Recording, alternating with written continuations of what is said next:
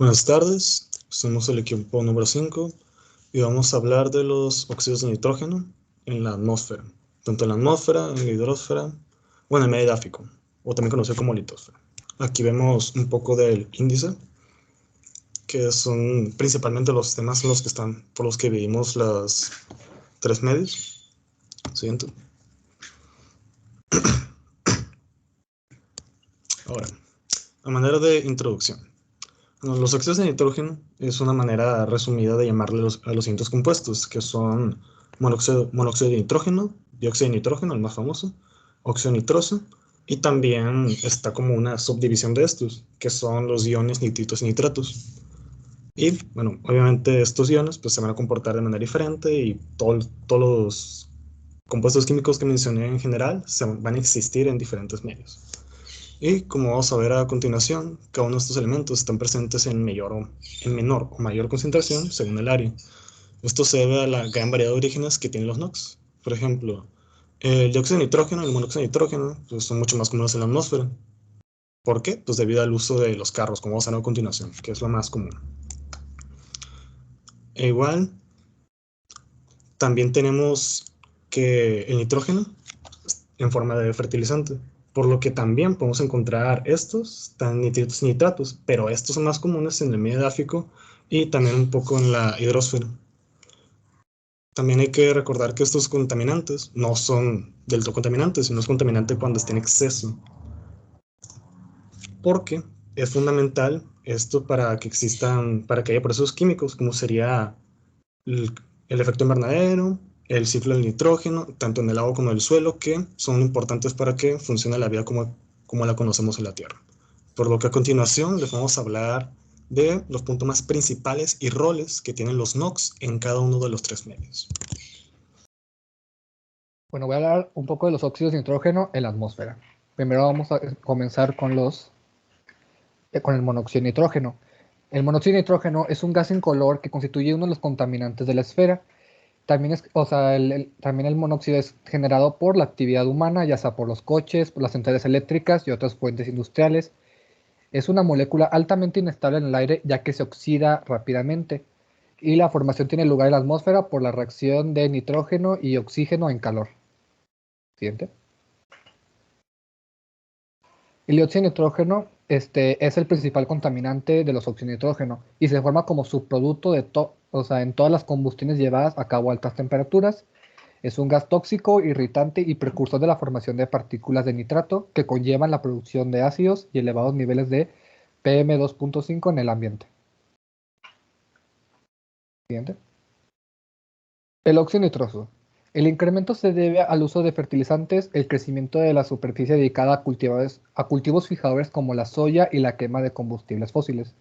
Actualmente se le atribuye el 5% del efecto invernadero artificial, además de atacar la capa de ozono, reduciéndolo a oxígeno molecular y liberando 2 moléculas de monóxido de nitrógeno. Siguiente. Siguiente. Bueno, hablando de las reacciones químicas que están en la atmósfera, pues primero tenemos del ciclo de ozono. Bueno, antes de explicar cómo el monóxido de nitrógeno destruye las moléculas de ozono, el cual es el principal destructor, es necesario explicar el proceso de creación de este gas, que básicamente ocurre a unos 90 kilómetros del nivel del suelo, que es a principio de la atmósfera, donde ocurre la fotodisociación de moléculas de oxígeno debido a los rayos UV. Esto rompe el enlace y nos deja con átomos de oxígeno sueltos, como vemos ahí. Átomos que son muy reactivos y reaccionan con otras moléculas de oxígeno para ahora sí ya crear el ozono. Esta reacción igual ocurre unos 50, bueno, incluye en mayor medida a unos 50 kilómetros, que es donde está la capa de ozono. Igual el ozono ocupa apoyarse, por así decirlo, de una molécula para desviar la energía sobrante y que ésta no se destruya. Siento. Ahora, lo que tiene especial el ozono es que tiene una baja energía de disociación y por lo tanto tiene un promedio de rango de onda mayor, que es entre 200 y 300. Y por lo que el ozono absorbe entre el 99 y 97% de los rayos UV, que el cual es el más peligroso de los tres que vemos aquí, porque es el que provoca cáncer en la piel. ¿Siente?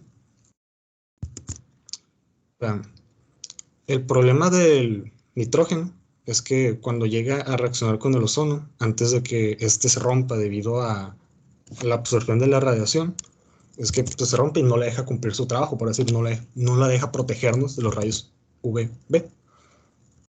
Y pues aquí se muestra el oxígeno, el óxido nitroso, que al ser una molécula muy estable, sobrevive hasta llegar a grandes alturas, donde se fotodisocia, soltando monóxido de nitrógeno, que es el que ya mencionamos que afecta al ozono. ¿Siente? Ahora vamos a hablar un poco del smog, que es así como se le conoce a la alta concentración de contaminantes que son propios de las ciudades urbanas. Y en general tiene muchos contaminantes, pero solo vamos a centrarnos en los que están relacionados con los smogs. Primero tenemos la fotodisociación del dióxido de nitrógeno, que es como empieza la cadena de contaminantes, la que pues una vez que tenemos oxígeno suelto, que como ya mencionamos es muy reactivo, reacciona con el oxígeno molecular creando el ozono troposférico, que es el ozono malo como se le conoce porque está a nivel del suelo y contribuye al smog.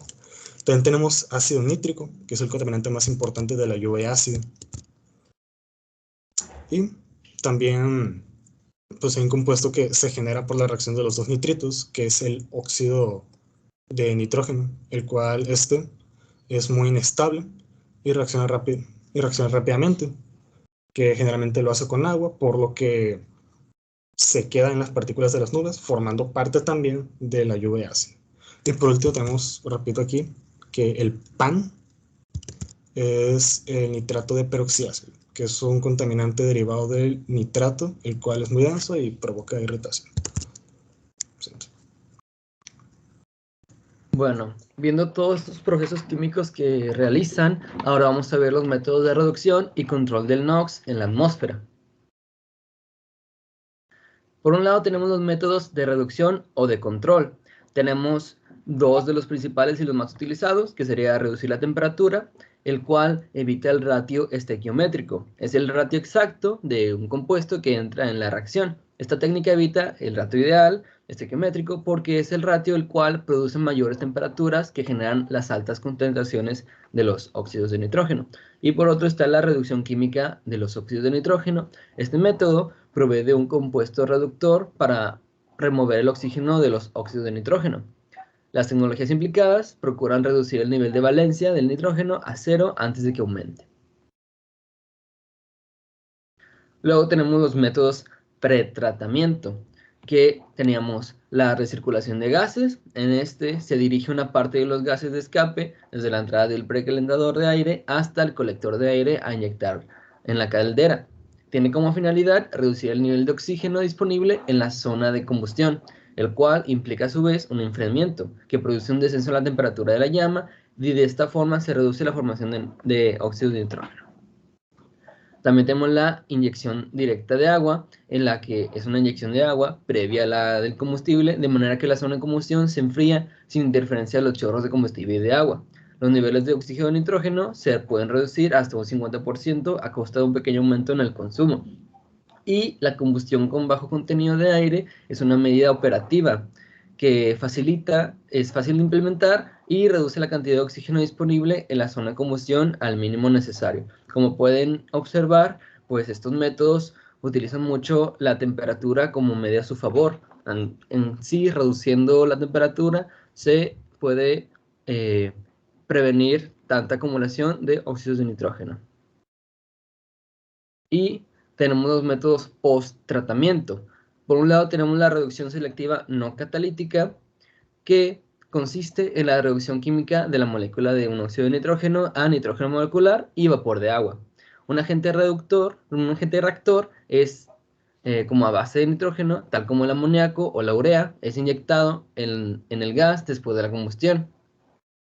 Y tenemos la reducción catalítica selectiva, en la cual acelera el proceso químico utilizando un catalizador para que tenga lugar a las velocidades del flujo de gases que la combustión requiere.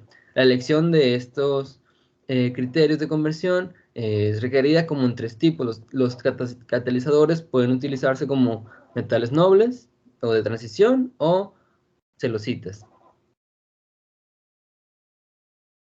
Y estos serían los porcentajes de reducción de NOx en los métodos post-tratamientos.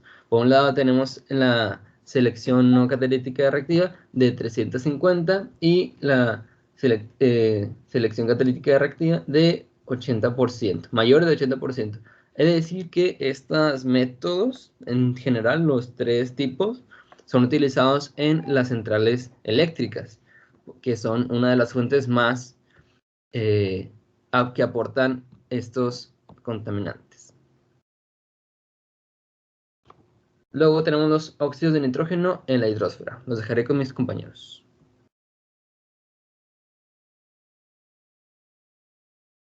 Bueno, les voy a hablar sobre las transformaciones del nitrógeno o el ciclo de nitrógeno.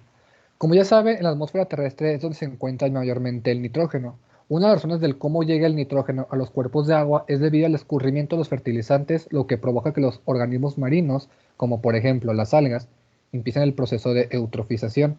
Las bacterias como las cianobacterias hacen el proceso de fijación del nitrógeno. Lo que hacen es capturar el nitrógeno atmosférico y convertirlo en amoníaco.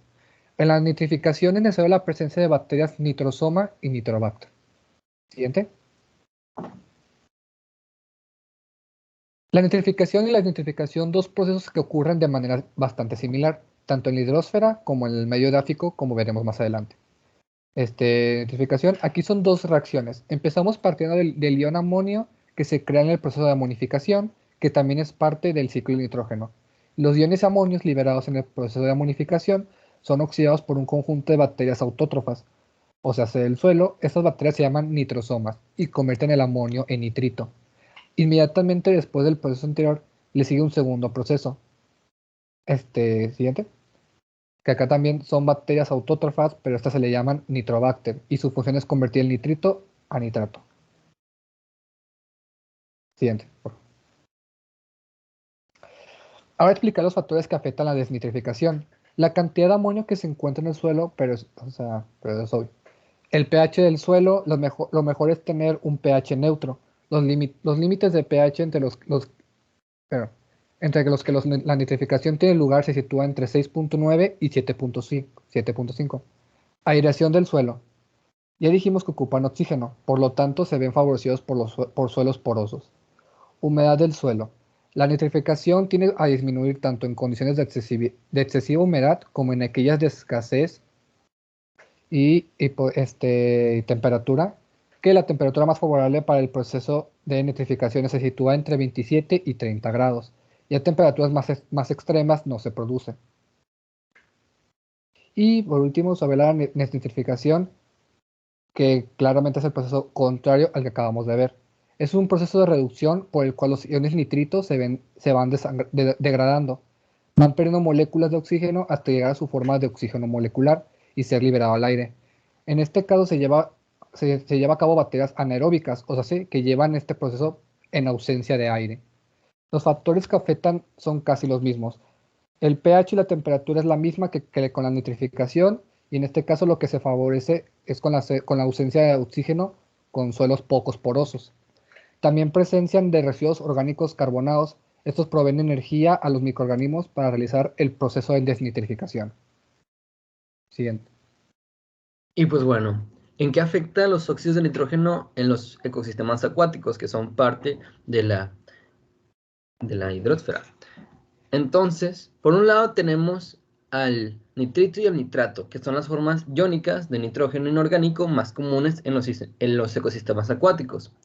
Están presentes de manera natural como consecuencia de la deposición atmosférica, escorrentía superficial y subterránea, descomposición biológica de materia orgánica y fijación de nitrógeno. Las actividades humanas han alterado de manera significativa el ciclo global del nitrógeno. Por un lado tenemos la acidificación. Los óxidos de nitrógeno han sido reconocidos como los contaminantes principales en los procesos de acidificación en lagos y ríos. Por un lado tenemos la disposición atmosférica de estos ácidos sobre las aguas superficiales. Esta disposición atmosférica puede incrementar no solo la concentración de nitrato, sino también la concentración de iones hidrógeno y en consecuencia reducir el valor de pH en el agua. Luego, por otro lado, tenemos la eutrofización, que, en concentraciones elevadas de nitrato y nitrito, puede promover el desarrollo de productos primarios. Esta proliferación y su muerte posterior conduce a la disminución de las concentraciones de oxígeno disuelto en esos ecosistemas, produciendo muertes masivas de peces y la pérdida del hábitat. Por otro lado tenemos la toxicidad. El ion nitrito y el ácido nitroso están estrechamente relacionados a través del equilibrio químico que podemos observar en la diapositiva. La acción tóxica del nitrito es debida a la conversión de pigmentos respiratorios en formas incapaces de transportar oxígeno, causando asfixia y por último la muerte. Es decir, que el nitrato presenta una menor toxicidad que el nitrito, debido a que tiene una menor permeabilidad en las branquias de los peces y este puede pasar sin transformarse en estos pigmentos incapaces de transportar oxígeno. Y bueno, con todo esto de la eutrofización, la acidez, algunas organizaciones como la Agencia Europea para el Medio Ambiente y la Agencia de Protección Ambiental de Estados Unidos han recomendado ciertas concentraciones que no se deberían pasar en estos ecosistemas. Por un lado, indican que niveles máximos de nitrógeno inorgánico disuelto dentro de un rango de 0.5 a 1 miligramos de nitrógeno inorgánico disuelto pueden ser adecuados para prevenir los procesos de acidificación y eutrofización. Pero si pasando niveles superiores de 760 microgramos de nitrógeno total por litro, puede resultar en eutrofización en ríos y lagos. Por otro lado, en zonas costeras, si sobrepasa un nivel de 440 microgramos de nitrógeno total por litro, puede resultar en la eutrofización.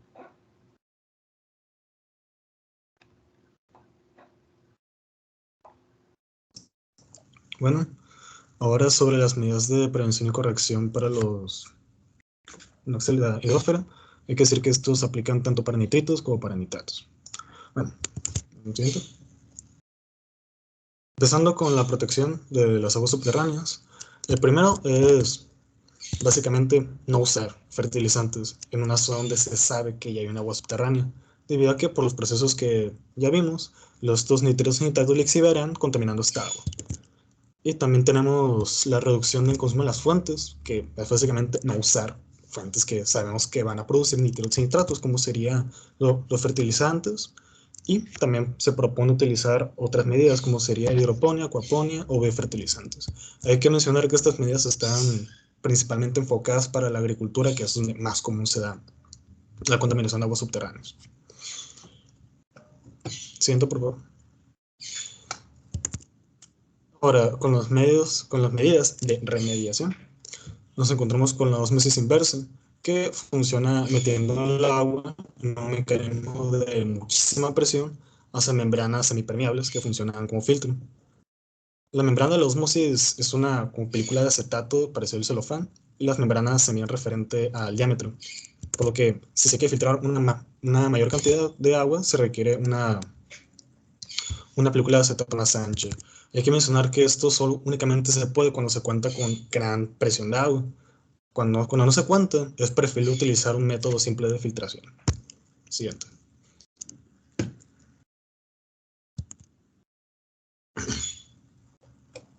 Para el intercambio iónico, bueno, este es el más usado y el más eficiente. Aquí funciona, bueno, primero tenemos los iones disueltos no deseados, en este caso pues nitritos y nitratos. Y el chiste es que se reemplacen con iones de carga similar. En este caso se reemplazan con iones cloro. Y pues este intercambio se realiza con resinas de intercambio iónico, se llaman, que sirven para eliminar los compuestos en el agua, sirven como base. Y aquí, por lo mismo que tiene una carga similar, se cambia y nos sobra iones cloro. Aquí los iones cloro realmente no son peligrosos para el ambiente. De hecho, es normal que las aguas tengan un gran porcentaje de iones cloro, a diferencia de los nitratos, que si hubiera una misma cantidad de nitratos que iones cloro, pues los nitratos serían mucho más dañinos. Siguiente. No, antes, ¿le puedo regresar tantito? Disculpa. Viendo la ecuación Aquí vemos que, bueno, R es una cadena de carbono, que, bueno, aquí el fabricante no especificó qué tipo de carbono, simplemente un compuesto de carbono normal. Y pues aquí vemos cómo se comporta, que ion cloro sustituye al compuesto. Ahora sí, siguiente por favor. Bien, siguiente. Ahora todos con otras medidas. Una medida es la destilación, que pues es un método bastante fácil, que simplemente es calentar el agua y recolectar los vapores. Sin embargo, esta se dice que es muy ineficiente porque requiere tanto mucha energía como mucho tiempo. Y ya vimos que hay mejores maneras. Siguiente. Y por último nos tenemos con la biofiltración, que esto es lo más común si se quiere hacer de manera doméstica, ya que consiste en que poner las bacterias adecuadas, que ya vimos anteriormente, y que sean con el ciclo del nitrógeno, con el proceso de desnitrificación, para que pues, ya el nitrógeno pase a nitrógeno gaseoso y se libere. Eso ya serían las medidas de corrección.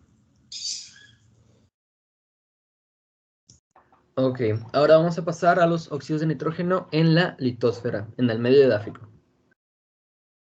Ok, el nitrógeno en el suelo presenta diferentes formas de nitrógeno y su disponibilidad y movilidad están bien establecidas.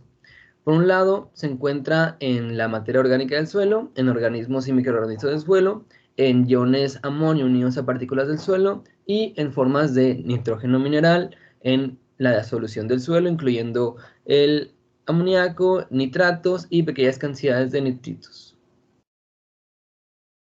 Ok, pero ¿por qué las plantas necesitan nitrógeno para crecer? Bueno, es esencial para el crecimiento de estas plantas porque es un componente principal de la clorofila, el compuesto por el cual las plantas usan energía de luz, energía solar, para producir azúcares a partir del agua y dióxido de carbono, o sea, la fotosíntesis.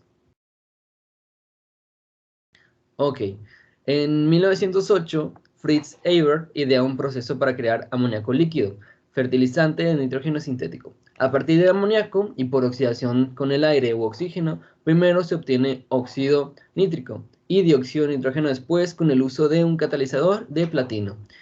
El dióxido de nitrógeno se combina con agua para dar ácido nítrico, que en presencia del amoníaco produce nitrato amónico.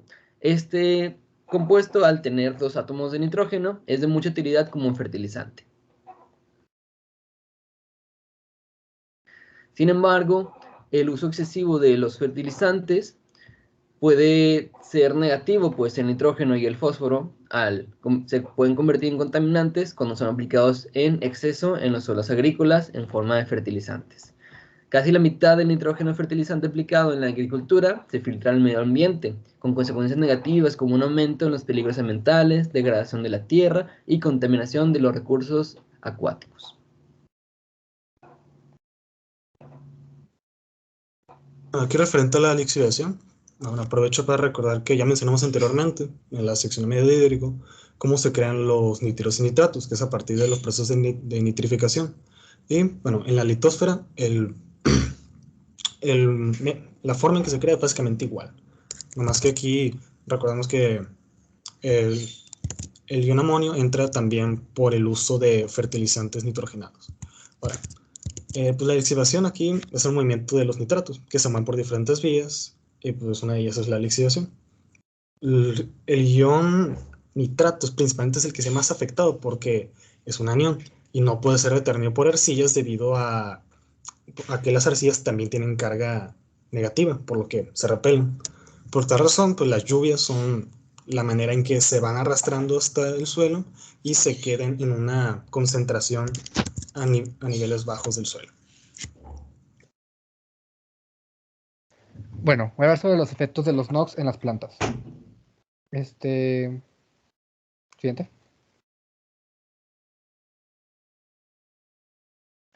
Bueno, entre estos compuestos, solo el dióxido de nitrógeno es tóxico para las plantas, a pequeñas concentraciones y largo tiempo de exposición. Las plantas afectadas muestran necrosis y clorosis de color negro o marrón rojizo en las hojas. En las zonas urbanas se ha observado que la combinación tanto de dióxido de nitrógeno como dióxido de azufre a bajas concentraciones también es capaz de producir alteraciones en la vegetación. Siguiente. Exceso de NOx en las plantas. El peligro de las nitrosaminas, particularmente bajo fertilización deficiente en azufre y excesiva en nitratos, los vegetales pueden contener alto contenido de aminoácidos, como asparigina. Cuando se combinan con nitrito presente en el organismo humano, se pueden formar nitrosaminas, compuestos carcinogénicos y mutagénicos que además pueden disminuir la reserva hepática de tocoferol y carótenos. Las nitrosaminas se forman por la combinación de dióxido de nitrógeno y aminas. En el pH óptimo, por la formación de esos compuestos es ácido, de 3.5 a 4. Se especula que en el ser humano estas reacciones podrían ocurrir en el estómago, por ejemplo, cuando se ingieren conjuntamente carne y sustancias con elevado contenido de este dióxido de nitrógeno. Siguiente. Un estudio sugiere posibles soluciones para reducir las emisiones de NOx en el suelo, principalmente a través de diferentes formas de manejo de fertilizantes. Solo alrededor de la mitad de los fertilizantes nitrogenados aplicados a los cultivos es usado por la planta, pero los fertilizantes de liberación lenta que entregan nutrientes de una manera que se asemeja más a la naturaleza han demostrado mejorar en gran medida la eficiencia del uso de nitrógenos en los cultivos, reduciendo las emisiones de nitrógeno en el ambiente. La bioremediación es una técnica para limpiar suelos contaminados de una forma muy práctica, ya que se usan a los mismos microorganismos que viven en el suelo y el subsuelo. La bioremediación usa a los microorganismos para que degraden los compuestos. Esto quiere decir que los microorganismos que viven en el suelo les gusta comer algunos compuestos químicos que son tóxicos para la naturaleza. Y por último, la electroremediación es una tecnología para restaurar suelos contaminados que se basa en la generación de un campo eléctrico a partir de imponer corriente directa para la aplicación de una diferencia de potencial o una corriente directa. Se requiere el empleo de electrodos, tanto ánodos ánodos y cátodos, los cuales son colocados en pozos excavados en el suelo. Usualmente estos se aumentan con un electrolito para mejorar las condiciones de conducción del campo eléctrico. La acción del electrolito permite transportar el contaminante hacia los pozos en donde será extraído. Al contrario del arrastre de fluidos, esta técnica permite establecer una migración dirigida, la cual evita la dispersión del contaminante fuera de la zona de tratamiento. Siguiente. Ahora sobre los efectos de los NOx en la salud. Aquí vamos a mencionar principalmente en la atmósfera, tanto como en la hidrosfera, en el agua. Aquí en la litosfera no, porque bueno, no es que es como se va a consumir el NOx del suelo. Así que, bueno, los principales efectos del NOx atmosférico es que provocan enrojecimiento y quemaduras cutáneas en los pulmones, así como irritados en la piel, y a largo plazo genera debilitación del sistema inmune, igual que puede originar un edema pulmonar. Sobre las concentraciones, tenemos que para el dióxido de nitrógeno en específico, el límite antes de que dañe la salud es de 395 microgramos por metro cúbico en una hora, una vez al año. Y para los NOx en general es de 200 microgramos por metro cúbico. Siguiente. En su ingesta, la ingestión de nitritos y nitratos puede inducir nos puede ocasionar metahemoglobina y pues manifestando síntomas de taquicardia, convulsiones, asfixia, y que si se empeora pues puede terminar en la muerte. Igual, un consumo prolongado de estos puede generar linfomas, cánceres e infecciones en el tracto respiratorio. ¿Sobre cuál es el límite? Es de 1 miligramo, o sea, en el nitrito, 1 miligramo por litro. En el nitrato, de 10 a 11 miligramos por litro en el agua. Bueno, para concluir, si bien el nitrógeno constituye un ingrediente importante en el medio ambiente y en su ciclo natural, la actividad antropogénica ha causado que su uso excesivo modifique y afecte de manera drástica diversos ecosistemas, tanto en la atmósfera, en la litosfera e hidrosfera. Por lo que es necesario regular su uso en industrias como la agricultura, pues a pesar de ser usado como fertilizante, termina trasladándose a otros cuerpos de agua naturales, alterando su composición, impactando en la salud de la flora y fauna presente en el hábitat, además de reducir la generación de las fuentes móviles, ya que junto a las fábricas son los mayores productores de este contaminante. Y siguiente. Aquí tenemos las fuentes y sería todo. La verdad. Muchas gracias por su atención.